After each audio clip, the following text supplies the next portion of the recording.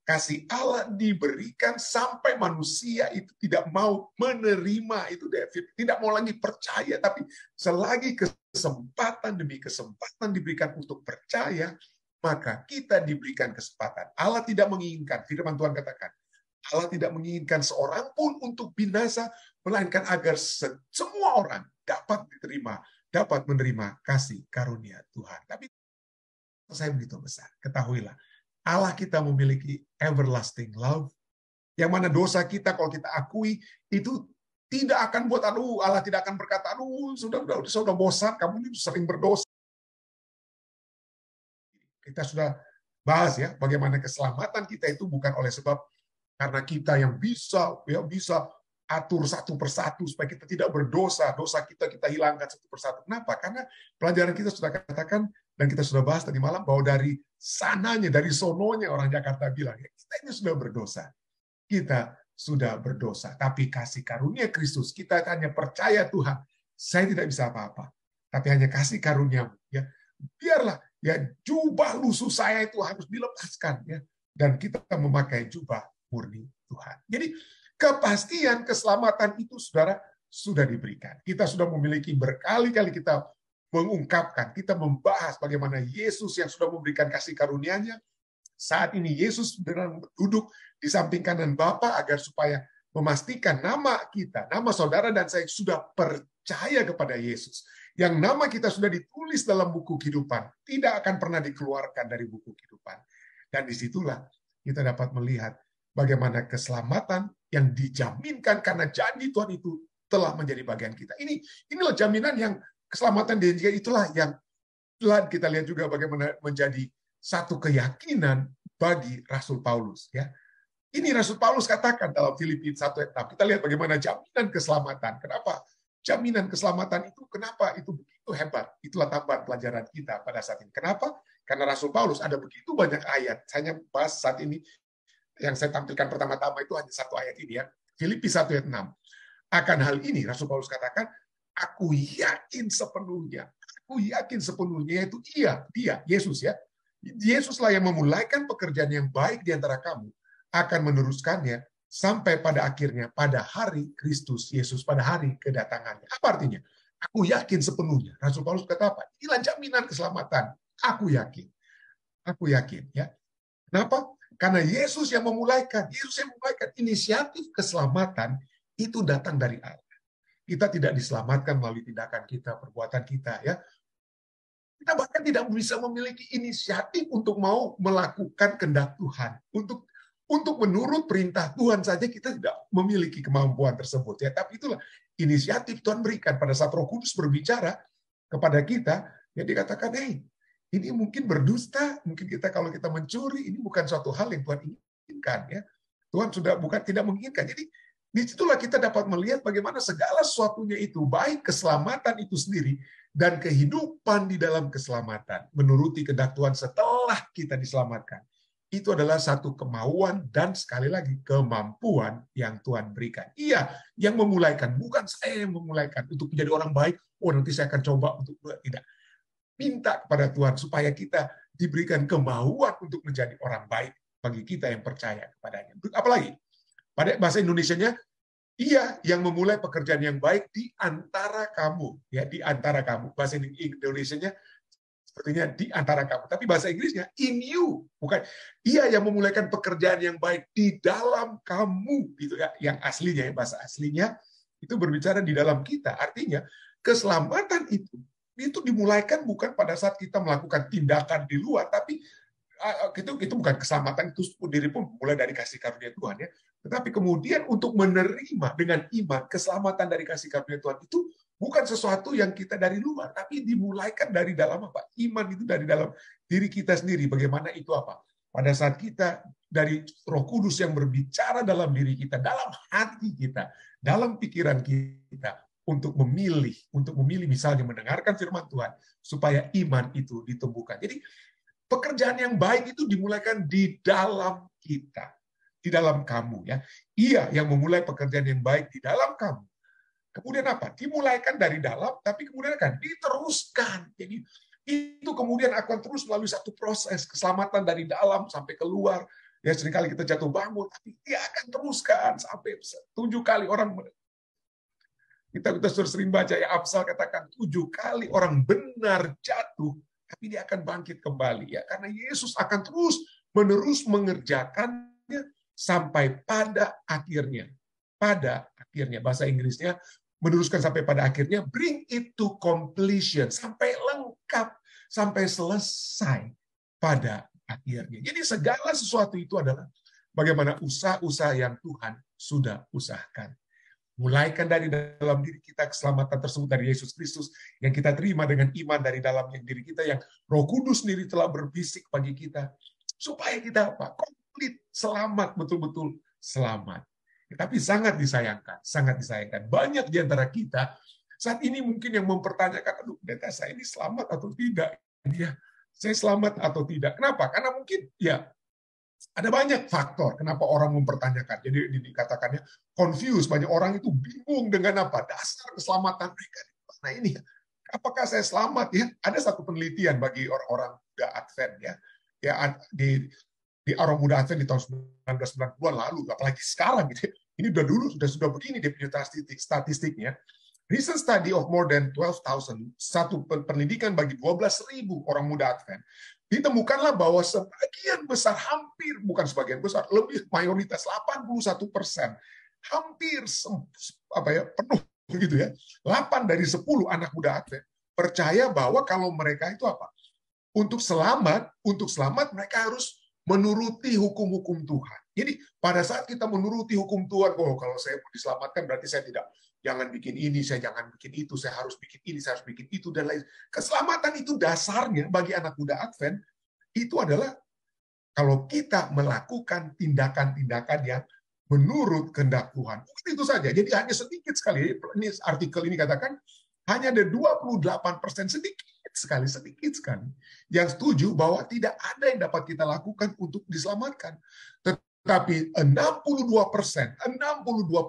mengindikasikan bahwa untuk supaya saudara dan saya dapat diterima oleh Tuhan, maka kita harus menghidupkan kehidupan yang apa? Kehidupan yang baik. Supaya Tuhan menyelamatkan kita, maka saya harus berbuat yang baik. Tapi kalau saya jatuh, kalau aku jatuh, kalau saya jatuh, maka Tuhan juga akan jauh dari saya. Jadi itulah pandangan orang. Jadi kita harus berusaha supaya apa? Kehidupan yang baik, tentu saja kehidupan baik itu harus dimiliki, tetapi sekali lagi itu bukan atas usaha kita. Dari sononya kita tidak mampu untuk berbuat baik. Kebaikan kita itu ya bagaikan pelajaran kita dari malam, bagaikan apa? Kain lusuh. Kita tidak bisa memiliki kemampuan untuk berbuat baik. Hanya Tuhan dalam kasih-Nya memberikan kebaikan bagi kita. Tapi itulah ya, banyak 62% katakan kita kalau kita mau diterima Tuhan supaya Tuhan dekat dengan kita, maka kita harus baik-baik, harus jadi orang yang baik-baik. Betul, kita harus jadi orang baik-baik, tapi baik di dalam kekuatan Tuhan, baik dari kekuatan yang Tuhan berikan. Dan bukan itu saja, 44%, nah ini poin terbesar. 44% percaya bahwa penekanan utama daripada Injil itu adalah apa ya? Arti daripada kabar baik, arti daripada Injil itu adalah apa? Adalah hukum-hukum Tuhan, peraturan-peraturan Tuhan untuk satu kehidupan yang lurus. Jadi kalau kita tidak menghidupkan kehidupan kita masih bengkok-bengkok, maka kita tidak sedang menjalankan Injil. Nah, inilah fokus kita juga pada malam hari. Apa itu Injil? Ya, dari bagian tambahan kita, apa itu Injil? Apakah Injil itu adalah pendeta Rantung, dia orang yang baik karena dia sudah bicara setiap malam, dia seorang pendeta. Apa itu Injilnya? Karena saya bisa melakukan hal-hal yang baik, hal-hal yang orang Nado bilang yang lurus. Ya. Apa itu berarti Injil? Apa itu Injil? Ya. Apa itu Injil? Kalau kita melihat Injil itu adalah apa yang Tuhan sudah usahakan bagi keselamatan kita. Ya. Kita yang seharusnya mati, upah dosa adalah maut, tetapi kasih karunia Tuhan, keselamatan diberikan, kita diselamatkan, tidak jadi mati. Itulah Injil ya. Dan Injil itu, keselamatan itu, pelajaran kita sudah ulang-ulang, tadi kita sudah baca juga Filipi, bukan hasil usaha kita. Bukan ya.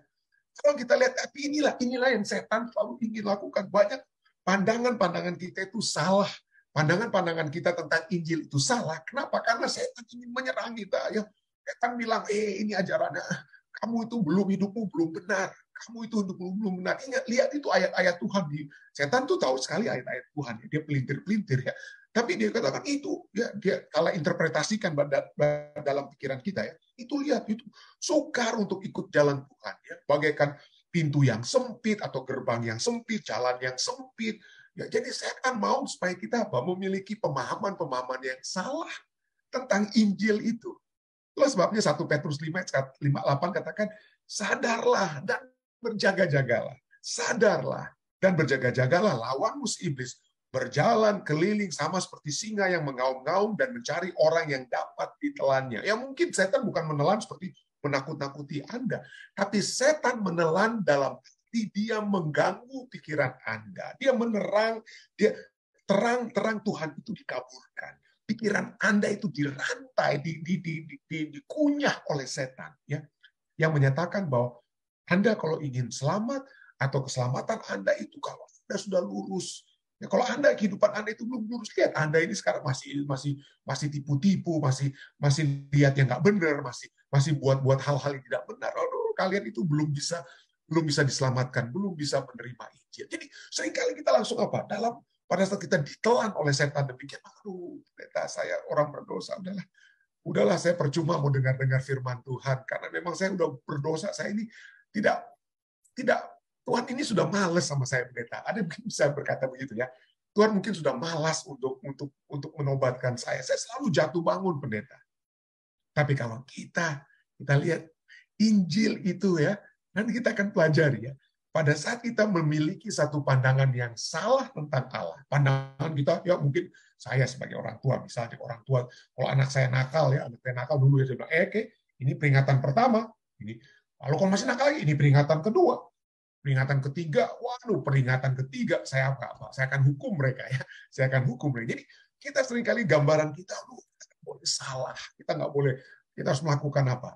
Kita supaya orang tua tidak hukum kita harus yang baik, hidup yang lurus, supaya orang tua menyayangi kita, supaya kita dicintai oleh orang tua, kita harus buat yang baik, ambil hati. Itulah makanya anak-anak ya ada anak-anak yang cemburu ya satu sama lain. Kenapa? Karena dulu yang satu katanya pintar ambil hati orang tuanya sehingga dia dicintai oleh orang tua yang mencintai anaknya karena anaknya itu yang baik-baik, rajin di rumah, tapi yang nakal-nakal itu dibuang dari rumah ya, tidak dicintai lagi oleh orang tua. Tapi ini pandangan Injil yang salah ya. Setan yang sedang yang menelan pemikiran kita. Kenapa? Karena setan menyerang, Allah kita itu bukan menyerang kita, dia mengasihi kita. Ya, dia mengasihi saudara dan saya. Mari kita lihat saat ini. Ini ayat yang orang Manado bilang mungkin udah PC atau sering kita ucapkan. Kita sudah sering hafal ya. Saya sudah berapa waktu lalu, 2 sahabat lalu saya juga khotbahkan ya ayat ini ya. Kemarin juga kita sudah bahas di bagian terakhir, kita sudah baca lagi Yohanes 3:16. Tapi inilah inti daripada seluruh firman Tuhan.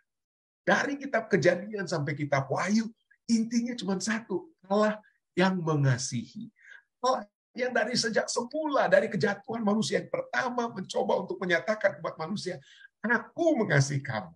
Aku ingin memberikan keselamatan kepadamu. Dan kita lihat dari kitab Kejadian sampai kitab Wahyu, semuanya diisi rencana demi rencana, nubuatan demi nubuatan, dan kehidupan Yesus yang dinubuatkan agar supaya saudara dan saya menerima kasih Allah untuk diselamatkan, untuk kemudian masuk ke dalam dunia baru. Itulah sebabnya, mari kita lihat sedikit ya. Kalau Anda lihat juga, khotbah saya juga 2 sahabat lalu ya. Yohanes 3:16, bagaimana? Karena begitu besar kasih Allah akan dunia ini, sehingga ia telah mengaruniakan anaknya yang tunggal, supaya setiap orang yang percaya kepadanya tidak binasa, melainkan beroleh hidup yang kekal. Mari kita lihat 3 poin dari kasih Allah itu ya. Kalau setan menyerang ya, Allah mengasihi. Dan bagaimana yang sesungguhnya karakter Allah? Apakah karakter Allah itu yang hanya ujung-ujungnya hanya hukum dan lain sebagainya? Kita lihat, kalaupun Allah menghukum kita, itu dalam konteks supaya kita dapat diselamatkan. Dalam konteks apa? Kasih. Untuk mendisiplin atau mendidik. Tapi ujung-ujungnya kita lihat, Allah adalah kasih. Allah adalah kasih. Mari kita lihat ayatnya ya.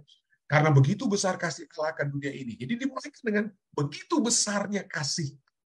Nah, berapa besarnya atau elemen daripada kasih Allah yang besar? Elemen pertama daripada kasih Allah yang besar adalah elemen kekekalan, ya, everlasting. Kasih yang apa? Kasih yang kekal. Yeremia 31 ayat 3 katakan, aku mengasihi engkau dengan kasih yang kekal. Sebab itu aku melanjutkan kasih setiaku kepadamu. Yeremia dikatakan ya kepada bangsa Israel yang sudah memang memberontak Tuhan, memberontak lagi. Mengasihi engkau, kalian telah menolak aku. Kalian telah lebih bersekongkol untuk gantinya datang kepadaku. Kalian bersekongkol dengan raja Firaun Mesir untuk melawan kerajaan Babilonia dan lain sebagainya. Kalian telah mendukakan hatiku, tetapi aku mengasihi engkau dengan kasih yang kekal. Apa artinya kekal? Apa artinya kekekalan? Arti kekal apa? Ada awal, ada akhir. Tidak ya. Kekal itu tidak ada awal, tidak ada akhir ya. Jadi kata kekal artinya tidak diawali oleh apapun. Seperti tindakan manusia ya. Sering kita katakan kalau ada misalnya ada pacar yang diputuskan oleh pasangannya, pacarnya, karena melukai hati sang pacar tersebut, kalian harus membuktikan, kamu harus membuktikan kembali kamu betul-betul mengasihi aku atau tidak. Kalau kamu tidak membuktikan, aku tidak akan mengasihi kamu kembali. Jadi itulah manusia ya. Kita harus apa? Kita dilukakan, maka orang yang melukai kita harus menunjukkan perubahannya, harus menunjukkan apa. Tapi kalau kita lihat kasih Tuhan kita tidak diawali oleh apapun, tidak seperti tindakan manusia, dan tidak dapat diakhiri oleh tindakan manusia.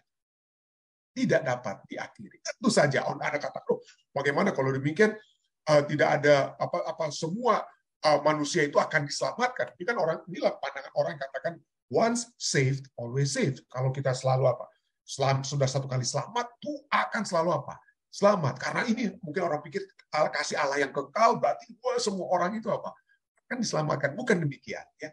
Kasih Allah diberikan sampai manusia itu tidak mau menerima itu, David. Tidak mau lagi percaya, tapi selagi kesempatan demi kesempatan diberikan untuk percaya, maka kita diberikan kesempatan. Allah tidak menginginkan, firman Tuhan katakan, Allah tidak menginginkan seorang pun untuk binasa, melainkan agar semua orang dapat menerima kasih karunia Tuhan. Tapi itulah ya, kasih kekekalan itu artinya Allah memiliki satu kerinduan, kasihnya, poinnya, kasih Allah tidak pernah berakhir, tapi manusia yang terus-menerus menolak kasih Allah, sampai tidak, dengan kata lain, yang ada di dalam manusia pada ujung-ujungnya adalah kekekalan untuk menolak kasih Allah.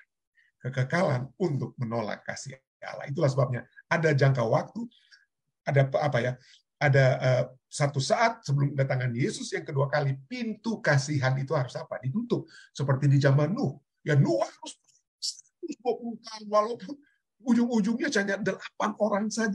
8 orang yang masuk bahtera. Dia terus memberikan kesempatan. Allah melalui Nuh memberikan kesempatan. Tapi pada akhirnya mereka sendiri yang menolak. Ya, mereka sendiri yang menolak. Jadi, kasih Allah juga menandakan bahwa itu tidak datang sebagai hasil atau efek dari sesuatu.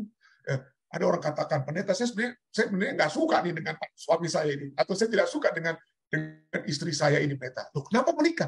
Ya karena ya udah saya diganggu terus. Orang ini pendeta dia. Walaupun saya tolak terus, saya bilang saya tidak mencintai kamu, tapi dia terus mencintai saya, pendeta. Akhirnya saya jadi luntur. Ada yang katakan demikian ya. Jadi kasih manusia itu datang sebagai hasil atau efek daripada sesuatu. Kasih daripada Tuhan itu justru dari keberadaannya yang kasih adanya. Dan dialah saya menerima kasih Anda karena ada nilai atau value ya. Di poin berikutnya ya, manusia mencintai karena adanya nilai atau value yang kita terima. Oh ya, Anda mencintai saya karena mungkin saya memberikan firman Tuhan setiap malam. Karena saya memberikan firman Tuhan setiap malam, maka Anda maka Anda mungkin mengasihi saya. Jadi manusia mencintai karena adanya nilai yang kita terima. Saya terima sesuatu, makanya saya mencintai Anda. Tetapi Allah kita beda. Dia terlebih dahulu mencintai kita. Dan kemudian cintanya itulah yang memberikan nilai. Yaitu nilai keselamatan, kasihnya. Jadi dia tidak ada apa-apa dari kita. Tapi dialah yang memberikan nilai, dan apa? Itu bukanlah hasil atau efek dari sesuatu. Nah, contohnya, dapatkah kita mencintai seseorang yang tidak memberikan apa-apa kepada kita? Pada umumnya kita mencintai orang kan, tiba-tiba, aduh, orang ini ada kasih ampau, orang ini kasih sesuatu, saya jadi terima kasih ya. Terima kasih pada saudara sekalian sudah memberikan saya mencintai Anda. Karena sesuatu nilai yang saya terima. Tapi dapatkah kita mencintai sebagai manusia? Tanpa menerima sesuatu, tapi kita mencintai. Bisa. Contohnya apa? Contohnya, waktu saya kelahiran anak-anak saya. Pada saat saya apalagi pertama kali saya memegang putri saya, ya, Shaina. Pada saat dia dokter setelah istri saya melahirkan anak kami yang tertua, Shaina. Pertama kali saya memegang Shaina, saudara-saudara. Waduh, Shaina itu, anak saya itu kecil sekali waktu dia lahir. Ya. Dia ada dalam satu genggaman saya. Satu genggaman saya. Dia tidak bikin apa-apa kepada saya. Mungkin saat itu dia cuma bikin ribut karena tangisannya dia.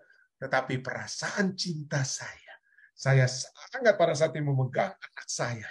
Perasaan cinta saya itu begitu besar, saudara. Itu besar. Ya. Kenapa? Karena inilah saya tidak bisa membayangkan. Ya. Mungkin Anda yang sudah memiliki anak, Anda bisa bayangkan. Pertama kali Anda memegang anak Anda. Itulah Allah kita, ya. Saudara dan saya itu bagaikan bayi yang baru lahir. Kita tidak bikin apa-apa untuk orang tua kita, untuk Tuhan kita. Tetapi Dia mencintai kita. Dia memberikan nilai kepada anak yang baru lahir tersebut, kepada saudara dan saya. Itulah sebabnya manusia mencintai karena adanya nilai atau value. Tetapi kasih Allah, Dia yang memberikan nilai atau memberikan value, nilai tersebut. Ya. Itulah sebabnya. Contoh orang Israel. Orang Israel itu tidak ada apa-apanya bagaikan bayi. Ya, tidak ada apa-apa, tidak ada nilai mereka. Tapi Tuhan memilih mereka karena cintanya. Itu sebabnya Ulangan 7:7-8 katakan apa? Bukan karena lebih banyak jumlahmu dari bangsa manapun, maka hati Tuhan terpikat olehmu dan memilih kamu. Bukan karena kamu itu memberikan persembahan-persembahan yang bagus daripada bangsa lain kepadaku. Bukan karena kamu itu kaya. Bukan. Mereka itu adalah hamba-hamba di Mesir. Budak-budak di Mesir, ya. Tapi Tuhan sudah, bukankah kamu dikatakan, bukankah kamu yang paling kecil dari semua bangsa? Tetapi karena Tuhan mengasihi kamu, maka Tuhan telah membawa kamu keluar dengan tangan yang kuat dan menebus engkau dari rumah perbudakan, dari tangan Firaun, Raja Mesir. Tuhan mencintai kita dengan kasih yang kekal. Pada saat tidak ada sesuatu pun yang kita berikan. Tindakan kita, perbuatan baik kita, tidak. Tuhan telah mengasihi kita terlebih dahulu. Kenapa? Karena kasihnya adalah kasih yang kekal. Everlasting life. Love. Ya. Elemen pertama. Elemen kedua setelah kasih yang kekal adalah kasih yang selalu mencari, ever seeking. Karena begitu besar kasih Allah akan dunia. Jadi dia kasih yang besar akan dunia. Bukan hanya sekelompok orang, tetapi itu mencoba mencari seluruh umat manusia. Supaya barang siapa yang percaya tidak binasa, melainkan beroleh hidup yang kekal, itu diberikan kepada seluruh dunia, kepada seluruh umat manusia. Ya, dia tidak ingin satu orang pun binasa, tapi semua beroleh hidup yang kekal. Itulah kasih Allah yang besar, ya, akan dunia. Ever seeking, selalu dia mencari. Coba kita lihat pada saat manusia pertama jatuh dalam dosa. Ya, apa yang terjadi? Kalau saya waktu saya kecil, kalau saya berbuat dosa, saya berbuat salah, tindakan saya pertama itu seperti Adam dan Hawa. Lari saya. Kenapa? Karena saya tahu orang tua saya akan apa? Akan mencari saya untuk menghukum saya. Terus terang saja manusia kita, ya. Kita akan dihukum. Coba kita lihat orang tua kita mula-mula. Umat manusia punya orang tua mula-mula. Allah kita. Dia juga mencari, tapi bukan untuk menghukum. Mari kita lihat. Ya. Kejadian 3:8-9 katakan, ketika mereka mendengar bunyi langkah Tuhan yang berjalan-jalan dalam taman itu pada waktu hari sejuk, saya mau Anda tekankan ini, tapi Anda ingat, pada saat hari sejuk, hari dingin, bersembunyilah manusia dan istrinya itu terhadap Tuhan Allah di antara pohon-pohonan dalam taman. Tetapi Tuhan Allah memanggil manusia itu dan berfirman kepadanya, di manakah engkau? Di manakah engkau? Kenapa Tuhan mau cari untuk mau cambuk mereka? Tentu saja ada upah, konsekuensi daripada dosa. Ya, konsekuensi. Tetapi walaupun ada konsekuensi dari dosa, kalau kita lihat Kejadian 3 ayat 16, katakan bagaimana keturunanmu itu akan apa? Keturunanmu akan menghancurkan menghancurkan kepala ular.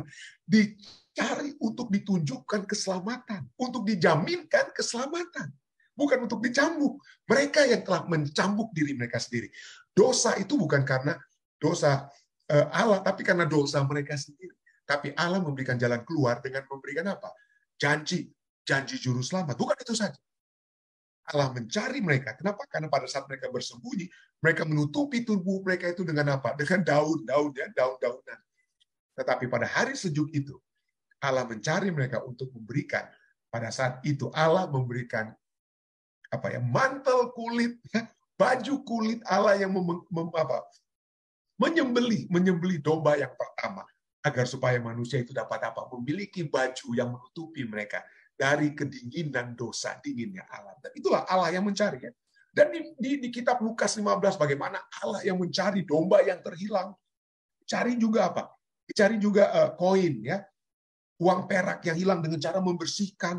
Lalu anak yang hilang, kadang-kadang anak yang hilang itu lari. Allah mungkin Anda pikir, Allah tidak cari. Tidak, mungkin Allah tidak cari, tetapi Allah terus mendoakan. Dan pada saat kelihatan anak itu berjalan pulang, setelah dia menyadari kesalahannya, anak yang menyadari kesalahan, itulah cara Allah mencari. Allah mencari, Allah mencari untuk dia pergi ke tempat orang yang hilang, yang tidak tahu jalan pulang, seperti domba.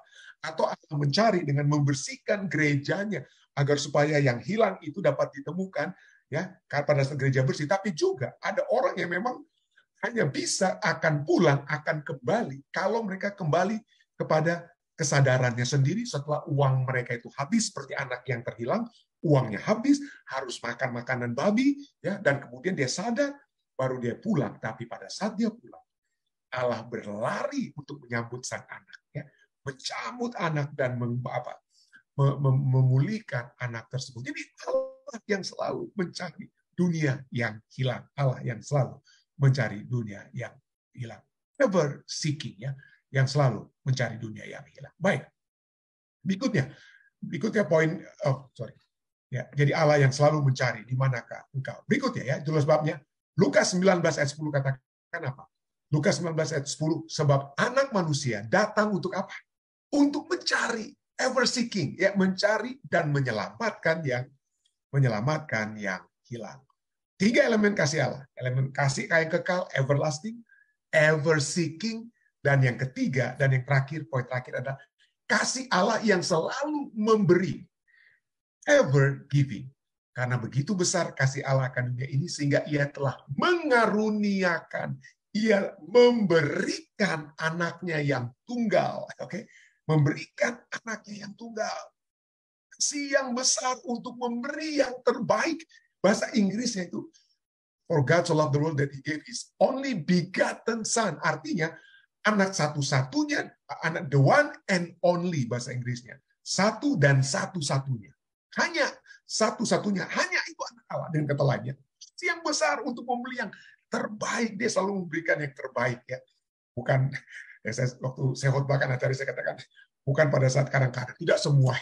Ada orang kalau memberikan, memberikan kalau masih ada mungkin yang kalau kemungkinan, ya, kalau masih ada sisa-sisa, nah, baru kita memberikan. Atau seperti kalau orang ke potluck, kadang-kadang potluck seringkali orang pikir untuk kasih bersih kulkas gitu. Tidak membersihkan kulkas pada saat dia memberikan. Dia mengaruniakan anaknya. Karena itulah pemberian yang terbaik. Dia dapat saja Allah Bapa, ya, dengan kata lain, dapat saja memberikan dirinya. Tetapi pada saat dia memberikan anaknya di kayu salib, mati di kayu salib, sang Bapa juga mati. Seperti saya, kalau anak saya dalam keadaan sakit, saya rela untuk mati menggantikan apa? Anak saya. Dengan kata lain, ini kematian anak itu adalah satu apa? Dan yang besar. Pada saat saya percaya pada saat Abraham hendak menyembelih Ishak, ya, Abraham hendak menyembelih Ishak, disuruh Tuhan, maka dia bilang, aduh, dalam hatinya mungkin, aduh Tuhan, lebih baik sembelih saya saja.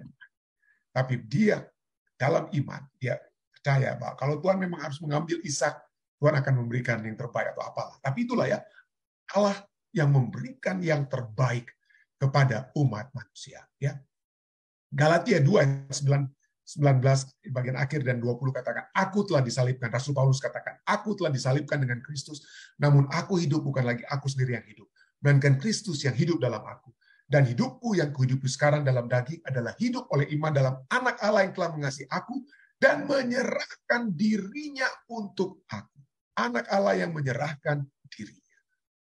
Bukan menyerahkan malaikat-malaikatnya, bukan menyerahkan harta surgawinya bagi kita, bukan. Dia menyerahkan dirinya. Ya. Itulah sebabnya Roma 8:32 katakan, ia yang tidak menyayangkan anaknya sendiri. Allah Bapa yang tidak menyayangkan anaknya sendiri, tapi yang menyerahkannya bagi kita semua. Bagaimanakah mungkin ia tidak mengaruniakan segala sesuatu kepada kita bersama-sama dengan dia? Dengan kata lain, kalau Tuhan di waktu lalu, inilah jaminan keselamatan itu ya. Kalau Tuhan sudah memberikan Yesus Kristus, kasih karunia melalui Yesus Kristus untuk menyelamatkan saudara, dia akan terus memberikan segala sesuatu kepada saudara dan saya, supaya saudara dan saya tetap selamat. Tetap nama kita dalam buku kehidupan. Pada saat kita jatuh, Roh Kudus akan selalu menggedor pintu hati kita. Bertobat minta. Dia akan memberikan segala sesuatu. Ya, apa yang dia berikan? Wah, coba kita lihat. Misalnya, Yesus ada di samping kanan Bapa untuk menjadi pengantara bagi kita. Roh Kudus diberikan untuk menggedor hati kita. Waduh, itu hebat. Ya. Pada saat Yesus di kayu salib, mungkin boleh dikatakan hanya Yesus ya yang menyerahkan dirinya. Tapi sekarang, setelah kita menerima Kristus, setelah kita menerima Yesus yang telah mati bagi kita, Roh Kudus juga dikirim supaya kita betul-betul dapat diselamatkan. Ya. Itulah sebabnya kasih yang begitu besar. Roma 5:8 katakan apa? Akan tetapi Allah menunjukkan kasihnya kepada kita oleh karena Kristus telah mati untuk kita ketika kita masih berdosa. Kita berpikir kalau kita seringkali berpikir, aduh apakah Tuhan mau menerima saya pendeta? Dosa saya begitu besar. Kita sudah ulangi tadi, saya sudah bahas di bagian pendahuluannya. Dosa saya begitu besar. Ketahuilah, Allah kita memiliki everlasting love, yang mana dosa kita kalau kita akui itu tidak akan buat Allah tidak akan berkata, sudah bosan, kamu sering berdosa, udahlah, saya udah cukup. Nah, mungkin orang tua manusia mungkin bisa bilang begitu, tapi Allah kita everlastingnya tidak pernah dia akan bilang cukup. Setiap kita jatuh dan pada saat kita kembali kepada Tuhan, saat ini juga, kalau saudara dan saya berkata dalam hati kita masing-masing, Tuhan, ampunilah saya sudah berdosa, saya sudah bersalah, saya ingin kembali menjadi anakmu, saya percaya kepadamu. Kalau Anda mengucapkan itu sekarang, keselamatan itu kembali akan dipertahankan. Kristus sudah sementara berbicara kepada Bapa saat ini untuk menerima Anda kembali. Ya. Kenapa? Karena tidak ada sesuatu pun kita dapat lakukan hanya oleh karena itu sajalah. Maka kita dapat memperoleh keselamatan tersebut dan dipertahankan keselamatan tersebut ketika kita masih berdosa. Nah, saya sudah sempat singgung waktu lalu, ada satu kutipan yang begitu hebat dari Ellen White ya. Kutipan yang menyatakan bahwa walaupun Yesus sudah tahu dia akan bangkit di hari ketiga ya, Yesus sudah bicarakan itu pada murid-murid. Yesus katakan, pada saat aku bangkit nanti kita akan bertemu kembali di tepi Danau Galilea dan lain sebagainya. Tetapi pada saat dikatakan itu, pada saat dia berada di kayu salib, menderita sebagai manusia, bisa dipaku di kayu salib dengan penderitaan yang begitu hebat, ya, penghukuman yang paling mengerikan yang diterima oleh seorang manusia. Maka dikatakan apa? Setan dalam Desire of Ages halaman 753. Setan dengan penggodaan yang ganas memedihkan hati Yesus. Hatinya betul-betul apa?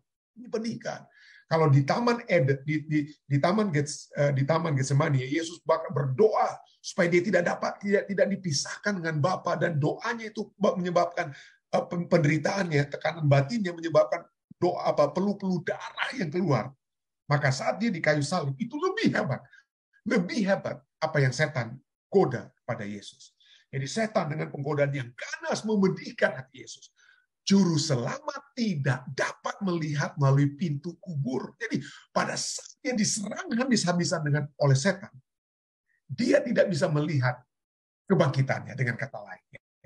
Dia tidak dapat melihat melalui pintu kubur. Jadi begitu hebat penderitaannya. Kenapa? Karena dia tidak pernah terpisah sebelumnya dengan Bapa. Tidak pernah. Jadi terpisahnya dengan Bapa itu menyebabkan kemungkinan bisa bertemu kembali dengan Bapa. Dan setan hantam, dihajar-hajar habis-habisan. Kamu udah tidak ada lagi harapan bagimu dan lain sebagainya. Jadi menyebabkan saat itu Yesus tidak dapat melihat melalui pintu kubur. Harapan tidak menunjukkan kepadanya tentang keluarnya dari kubur sebagai seorang pemenang. Jadi begitu hebat penderitaannya sampai dia sendiri apa?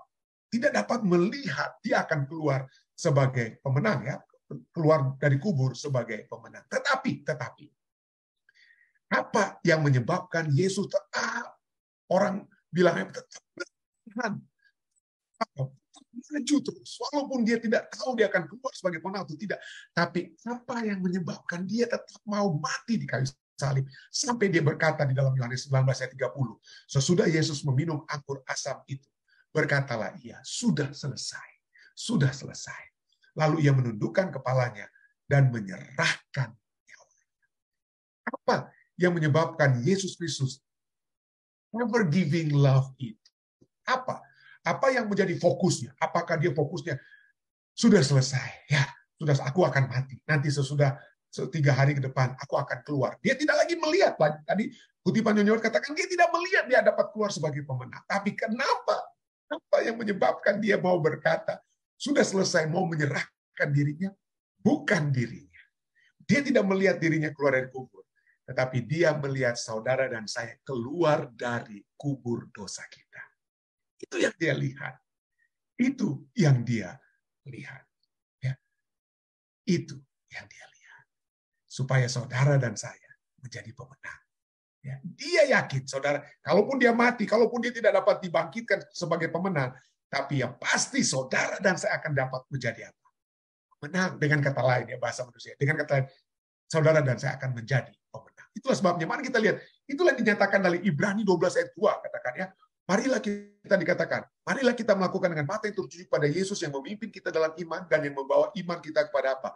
Kesempurnaan, yang dengan mengabaikan kehinaan tekun memikul salib yang apa?